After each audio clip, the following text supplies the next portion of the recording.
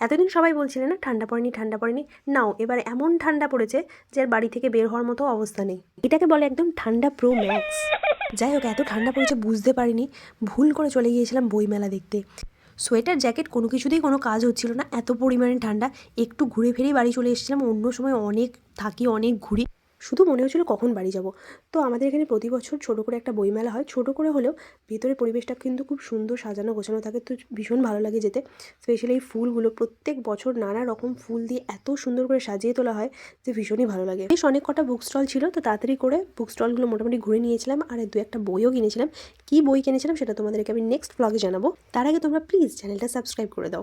মেলার বাইরে বেরিয়ে এই চিংড়ি চপগুলো দেখে এত পরিমাণে লোভ লাগলো যে দুটো চিংড়ি চপ, দুটো চিকেন চপ, দুটো ভেজিটেবল পরপর সাঁটিয়ে নিলাম। তারপর টোটোয় বসে ঠান্ডায় কাঁপতে কাঁপতে একদম বাড়ি চলে এলাম। জানি না আমি সুস্থ থাকবো কিনা গাইজ। তোমাদের ঠান্ডায় কার কী অবস্থা কমেন্টে জানাও, আর ভিডিওটা লাইক করে দিও। বাই।